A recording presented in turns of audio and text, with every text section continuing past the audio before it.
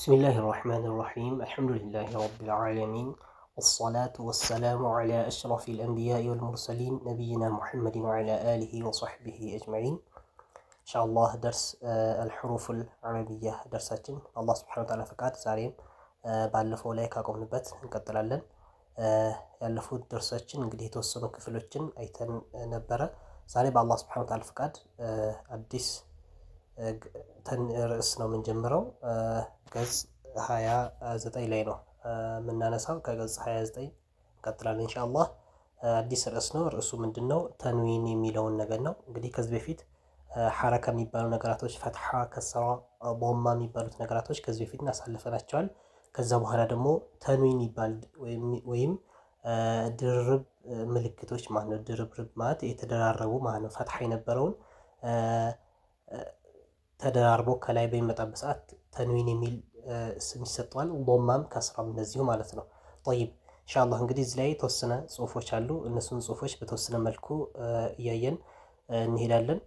ጠይብ በመጀመሪያ እንግዲህ ተንዊን ብሎ አመጣልን። ተንዊን ብሎ ማመጣልን ወደ አማርኛ ሲያደርገው የተደራረቡ የሆኑ ምልክቶች ማለት ነው። የተደራረቡ የሆኑ መጀመሪያ ነጠላ የነበሩት ወይም አንድን ብቻ ነጠላ የነበሩት ከዛ ድርብ ተደራርበው በሚመጡበት ሰዓት ተንዊን ተብሎ ይጠራሉ ማለት ነው።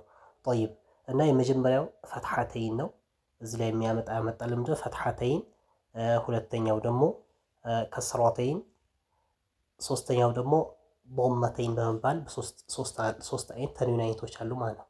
ፈትሐተይን፣ ከስራተይን እና ዶመተይን። ስለዚህ በመጀመሪያ እነዚህን በስም ደረጃ እንያዛቸው ማለት ነው። ከዛ በኋላ ፈትሐተይን ማለት ምን ማለት ነው? ከስራተይን ማለት ምን ማለት ነው? ዶመተይን ማለት ምን ማለት ነው የሚለውን ደግሞ ኢንሻአላህ እንቀጥላለን ማለት ነው። እንደ አጠቃላይ ይላል እንግዲህ እዚህ ላይ አጠቃላይ መጠሪያ ስማቸው ተንዊን ይባላል ይላል። አጠቃላይ መጠሪያ ስማቸው ምን ተብሎ ይጠራል? ተንዊን ይባላል። ስለዚህ ከስራተይን፣ ፈትሐተይን፣ ከስራተይን፣ ዶመተይን ያልናቸው እነዚህ ሶስቱ አጠቃላይ መጠሪያ ስማቸው ማን ነው ብንባል ምንድነው የሚሆነው? መልሳችን ተንዊን በመባል ይጠራሉ ማለት ነው።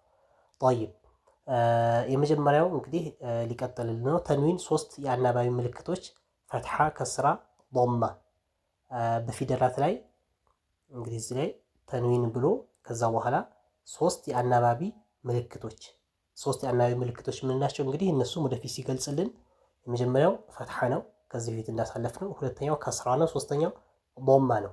እነዚህ ሶስት የአናባቢ ክፍሎች በፊደላት ላይ ድርብ ጥንድ ሆኖ ሲቀመጡ ድርብ ወይም አለና ጥንድ ሆኖ ሲቀመጡ፣ ድርብ ማለት እንግዲህ መጀመሪያ አንድ የነበረው ሁለት ሲሆን ድርብ ልንለው ነው። ጥንድ የምንለው ደግሞ ነጠላ የነበረው መጀመሪያ አንድ የነበረው ነጠላ የነበረው ምን ሊሆን? ሁለት ሊሆን ማለት ነው። እና በፊደላት ላይ ድርብ ወይም ጥንድ ሆኖ ሲቀመጡ የአማርኛውን ን ፊደል የአማርኛ እዚህ ላይ አረብኛውን ኑን ሱኩን አመጣልን። አረብኛ ወይም እንደ አማርኛ ብናየው ደግሞ ን የምትችል ፊደልን ጨምሮ ማንበብ ነው። ጠይብ የበለጠ ወደፊት ግልጽ ይሆንልና ስለዚህ ማለት ምን ማለት ነው? ፈትሐ የነበረው ለምሳሌ በ የነበረው ባፈትሐ በ ነበረ። ፈትሐውን ነጠላ ነው እንግዲህ ፈትሐ የምንለው ነጠላ ነው፣ ድርብ ያልሆነ ነው። ከዛ በኋላ ፈትሐ አንድ ስንጨምርበት ምን ሊሆን ነው? ፈትሐተይን ሊሆን ነው። ስለዚህ ባፈትሐ በ የነበረው አንድ ነጠላ የሆነ ድርብ በሚሆንበት ሰዓት ምን ሊሰጠን ነው? በን ሊሆን ነው ማለት በ የሚለው ነገር ቀርቶ ወደ በን ሊሄድ ነው ማለት ነው። ቢን፣ ቡን ሶስቱ ላይ እንደዚህ ሆኖ ሊመጣልን ነው። ን የሚል ነገር ሊጨምር ነው ማለት ነው። በ የነበረው በን፣ ቢ የነበረው ቢን፣ ቡ የነበረው ደግሞ ቡን ሆኖ ሊመጣልን ነው ማለት ነው። ጠይብ ስንቀጥል በአረብኛ ቋንቋ ሶስት አይነት የተንዊን እናገኛለን ይላል። በአረብኛ ቋንቋ ሶስት አይነት ተንዊኖችን እናገኛለን። እንግዲህ ያው ሶስት አይነት ተንዊኖች ይኖራሉ። ቅድም አሁን የጠቀስናቸው ናቸው። የመጀመሪያው ድርብ ፈትሐ ማለት ፈትሐተይን ማለት ነው። ድርብ ፈትሐተይን ብለን የምንጠራው ነው። ፈትሐተይን የሚባለው የሚባለው ከአረብኛ ፊደል በላይ ሁለት ሰርዞች ሲኖሩ ነው። አረብኛ ፊደል ይኖራል። ከአረብኛ ፊደል በላይ ፈትሐን ከዚህ በፊት እናውቀዋለን። ከፈትሐ ጭማሪ ሁለት ሰረዝ ድርብ ሆኖ ሲቀመጥ ምን እንለዋለን? ፈትሐተይን ብለን እንለዋለን ማለት ነው።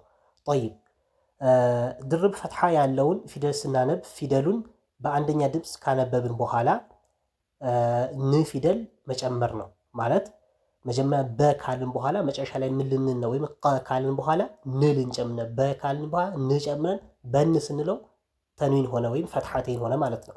ቀ ያልነውን ን ስንጨምርበት ቀን ስንል ያኔ ምን ሆነ? ፈትሐተይን ወይም ድርብ ሆነ ማለት ነው። ጠይብ ለምሳሌ ያለና እዚህ ጋር ባፈትሐ በአመጣልን ባፈትሐ እንግዲህ ሰረዝ ያለው የመጀመሪያው ይሄ ነው። እንግዲህ እዚህ ላይ ድርብ አይደለም፣ አንድ ነው፣ ድርብ አይደለም፣ ፈትሐ ብቻ ነው። ብለን የምናነበው ከፊደሉ በላይ ያለው ሰረዝ አንድ ስለሆነ ምን ብለን ጠራ ነው ማለት ነው? ምን ብለን አነበብ ነው? ብለን አነበብ ነው ማለት ነው። ብቻ ነው የምንለው እዚህ ላይ። ሁለተኛ ላይ ደግሞ እዚህ ላይ በን ብለን የምናነባው አሁን እዚህ ላይ በን ለምን ሁለት ሰረዞች ናቸው፣ ፈትሐተይን ናቸው ያለው እዚህ ላይ ከላይ የሚገኘው ሁለት ሰረዝ ስለሆነ በን ብለን ነው የምናነበው ማለት ነው። ጠይብ ስለዚህ እዚህ ላይ ምን አለ? በን አለና ከፊደሉ በላይ ያሉት ሰረዞች ድርብ ስለሆኑ ን ፊደል ጨምረዋል ይላል። ከፊደሉ በላይ ያሉ ሰረዞች ስንት ናቸው? ሁለት ናቸው። እዚህ ላይ የምናያቸው ሁለት ስለሆኑ ምን ጨመረልን? ን ጨመረ። ተንዊን የምንለው ወይም ፈትሐተይን አገኘን ማለት ነው። ጠይብ ወደ ምሳሌ ስንሄድ ለምሳሌ እዚህ ላይ ካፍ አመጣልን። ከካፍ በላይ እንግዲህ ሚም ሶጊራ ነው የጻፈው። እዚህ ላይ ሚም ሶጊራ ማለት አንዱን ተንዊኑን ወደ ሚም ሲቀየር ወደፊት ያው ኢቅላብ ነገር የሚባል ነገር ተጅዊድ ላይ ኢንሻአላህ ይመጣል። ስለዚህ እዚህ ላይ ፈትሐ ተጽፎልን ከላይ ሚም ሶጊራ ወይም ትንሽ ሚም ከተጻፈ ከን ን ሳይሆን የምንለው ከም ነው የምንለው። ከም እንለዋለን። ግን ያቺ ሚም ባትጻፍ ነው እዚህ ላይ ያለችው ከላይ ያለችው ሚም ባትጻፍ ሰረዟ ሁለት ቢሆን ወይም ፈትሐተይን ብቻ ቢሆን ከን ን ነበር የምንለው ከን እና እዚህ ላይ አንዱ ምሳሌ ምን አመጣልን? ከም ብሎ አመጣልን ማለት ከም ይሄ ሚም በተጻፈበት ነው። እዚህ ላይም ወም ብሎ አመጣልን። ወም የምንለው መቼ ነው? ሁለት ፈትሐዎችን ቀርቶ አንድ ፈትሐ ብቻና ከላይ ሚም ሶጊራ ወይም ትንሿ ሚም ከተጻፈች አሁንም ምን አደረግነው? ወደ ሚም ገልብጠን ኢቅላብ አድርገን ምን ልንለው? ወም ነው የምንለው ማለት ነው።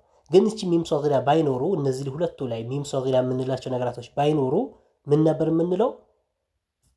ሁለት ድርብ ፈትሐተይን ቢሆን ከን የመጀመሪያው ላይ እዚህ ላይ ከን ሁለተኛው ላይ ወን ነበር የምንለው። ሚም ሶጊራ ስላለ ወደ ሚም ቀይረን ከምና ወም አልነው ማለት ነው። ጠይብ ወደፊት ላይ ለምሳሌ ገይን ፈትሐተይኒ ገን ነው። እዚህ ላይ ምን ብለን ነው የምንቀራው? ገን እንለዋለን። ገን ምክንያቱም ሁለት ድርብ እንትን ስለሆኑ ማለት ነው። ግን አሁን አንዷን ድርቧን ቀርታ ልክ እንደነዚህ ከላይ ሚም ሶጊራ ተጽፎ ቢሆን ገን ሳይሆን የምንለው ምን ነበር? ገም ነበር የምንለው ማለት ነው። ጠይብ ሲቀጥል ያው ተመሳሳይ ናቸው። እዚህ ላይም ኸን ሰን ተን እነዚህ እንደዚህ ብለን ያነበብንበት አሁን ተ ሰ ሳንል ኸ ሳንል ንን የጨመረበት ለምንድን ነው? ተንዊን ስለሆነ ድርብ ፈትሐተይን ስለተገኘልን ማለት ነው። ሌላኛው ደግሞ ወደ ቀጣዩ ወደ ሁለተኛው ስንሄድ ድርብ ከስራ ብሎ አመጣልን። ከስራተይን ብለን የምንጠራው ማለት ነው። ድርብ ከስራ እዚህ ላይ ምን ብሎ ጻፈልን? ከስራተይን ሁለት ከስራዎች ማለት ነው። ሁለት ከስራዎች ከታች አሁን ደግሞ ከታች በሚሆንበት ሰዓት ሁለት ከስራ ተጽፎ በሚመጣበት ማለት ነው። ጠይብ ከስራተይን የሚባለው አለና በአረብኛ ፊደል በታች ሁለት ሰረዞች ሲኖሩ ነው። እንግዲህ ከስራተይን ብለን የምንለው መቼ ነው? ከአረብኛ ፊደል ከታች በኩል እንግዲህ ቅድም ፈትሐተይን ያለው ከየት ነበር? ከላይ ነበር። ይሄኛው ደግሞ ከታች በኩል ስንት ሰረዞች? ሁለት ሰረዞች ሲኖሩ የምንለዋለን ከስራተይን ብለን እንጠራዋለን ማለት ነው። ጠይብ ድርብ ከስራ አለ እዚህ ጋር ድርብ ከስራ ያለው ፊደል ሲነበብ ፊደሉን በሶስተኛ ድምፅ ሶስተኛ ድምፅ ማለት ምንድነው? በቡ ቢ ተቱ ቲ ወደ አማርኛ ሄዶ ነው ሶስተኛ ድምፅ እያለን ያለው። ስለዚህ በሶስተኛ ድምፅ ካነበብን በኋላ ማለት ቢ ቲ ቂ ብለን ካነበብን በኋላ ን ፊደል መጨመር ነው። ከዛ በኋላ ተንዊን ስናደርገው ወይም ከስራተይን ስናደርገው ምን እንለዋለን? ቂ የነበረው ቂን፣ ቲ የነበረው ቲን፣ ሲ የነበረው ሲን ብለን ልንለው ማለት ነው። ጠይብ ለምሳሌ ያለና እዚህ ላይ ለምሳሌ ባከስራ ቢ ያመጣልን። ቢ ብቻ ያለው እዚህ ላይ ምክንያቱም ሌላ ድርብ ስላልሆነ ቢን አላለም። ቢ ብቻ ቢ ብሎ አለውና ከፊደሉ በታች ያለው ሰረዝ አንድ ስለሆነ አለ። አንድ ስለሆነ ምን ተደረገ ማለት ነው? ቢ ብቻ ብለን አነበብ ነው። ከዛ ደግሞ እዚህ ላይ ሁለት ድርብ ሆኖ አመጣልና ቢን ብለን ነው የምናነበው። እዚህ ላይ አሁን ቢን ብለን ነው የምናነበው። ለምን ከፊደሉ በታች ያሉት ሰረዞች ድርብ ስለሆኑ ን ፊደል ጨምረዋል ይላል። እንግዲህ ከፊደሉ በታች ያሉ ፊደላቶች ምንድናቸው?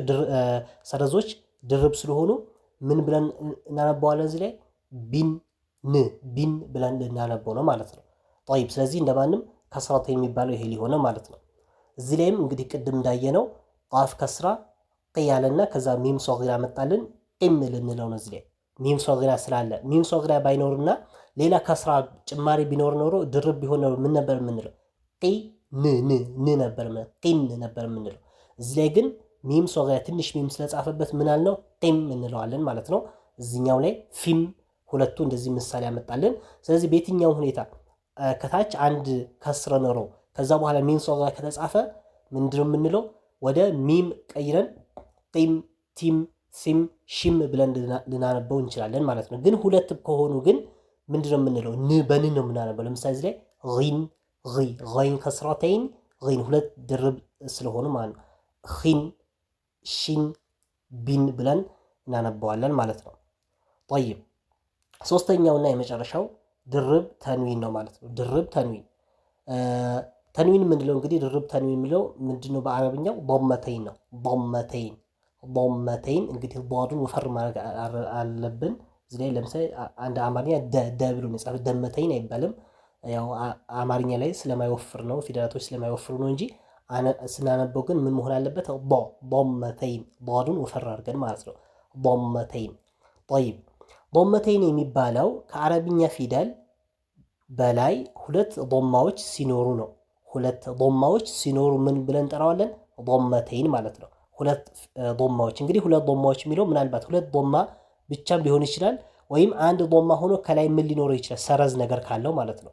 አንድ ዶማ ሆኖ ለምሳሌ እዚህ ጋር አንድ ዶማ በደንብ አድርጎ ግልጽ አይደለም፣ ብቻ አንድ ዶማ ጽፎ ምን አለ ከላይ አይኑ ላይ ምን አለ? ዶማ ሆኖ ሰረዝ ነገር ካለም ዶመተይን እንለዋለን። ልክ እንደዚህም ደግሞ አሁን ለምሳሌ ሲን ላይ ሁለት ዶማ ነው ያለው፣ እዚህ ጋር በግልጽ አስቀምጧቸዋል፣ ዶመተይን እንላቸዋለን ማለት ነው። ይህን በደንብ አድርገን መለየት ይኖርብናል ማለት ነው። ጠይብ ከዛ ለምሳሌ አለና ድርብ ዶማ አለ። ጊዜ ላይ ድርብ ዶማ ያለው ፊደል ሲነበብ ፊደሉ በሁለተኛ ድምፅ ካነበብን በኋላ ማለት ፊደሉ ቡ ቱ ሁለተኛ ድምፅ የሚለው ወደ አማርኛ ሄዶ ነው። በቡ ተቱ ቀቁ ስንል ሁለተኛ ፊደል ካነበብን በኋላ ከዛ ን ፊደልን መጨመር ነው አለ። ን ፊደል መጨረሻ የምናደርጋለን እንጨምራለን። ቡ የነበረው ቡን፣ ቱ የነበረው ቱን፣ ሱ የነበረው ሱን ልንል ማለት ነው። ጠይብ ለምሳሌ አለና ቡ ብሎ አመጣልን። ቡ የሚለው ከፊደሉ በላይ ያለው ድምፅ ዶማ አንድ ስለሆነ ምን ብለን አነበብ ነው? ቡ ብቻ ነው።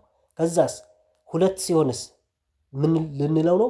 ቡን ልንል ነው ማለት ነው። ከፊደሉ በላይ በኩል ያለችው አሁን እዚህ ላይ ዶማው አንድ ናት። ዶማ ሁለት ሲሆኑ ምን ልንለው ነው? ቡን። ወይም ዶማ ሁለት ባይሆንም ዶማ አንድ ዶማ ተደርጎ ከላይ በትንሹ እዚህ ላይ ሰረዝ ነገር ካለ አሁንም ቡን ብለን እናነበዋለን። ለምሳሌ እዚህ ላይ አይን ላይ እንደሚገኘው አይን አንድ ዶማ ኖሮት ከዛ በኋላ ከላይ ሰረዝ ነገር አድርጎበታል፣ ዑን ነው የምንለው ማለት ነው። ጠይብ ወደ ምሳሌዎቹ ስንሄድ እዚህ ላይ ለምሳሌ ዩን ያለው ላይ ዩም ብለን ነው የምናነበው። ዩም ምክንያቱም እዚህ ላይ ዶማ መጣና ከላይ አሁንም ሚም ሶጊራ ትንሿ ሚም ጽፏል።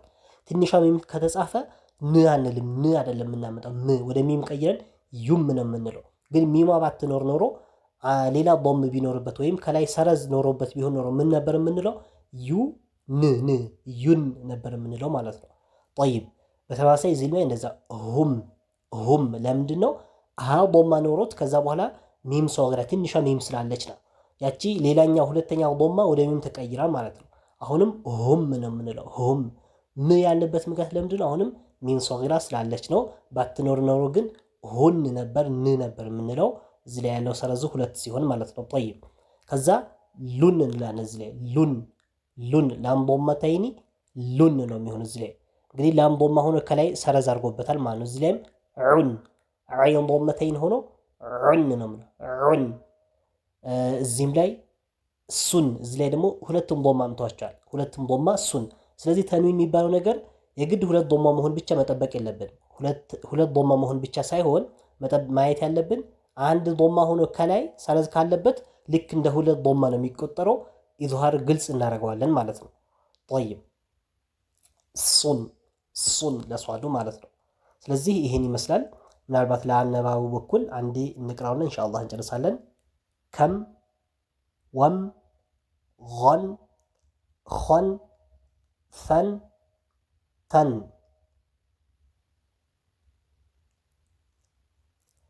ቂም ፊም ጊን ኺን ሽን ቢን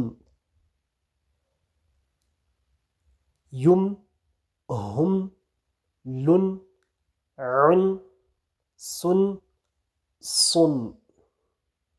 ጠይብ ኢንሻአላህ እንግዲህ ደርሳችን እስከዚህ ድረስ እናድርገውና በቀጣይ ደግሞ ቀጣይ ክፍል ገጽ 29 ድርብ ፈትሐተይን የሚያለማምደን ደርስ በቀጣይ ደርሳችን የምናይ ይሆናል።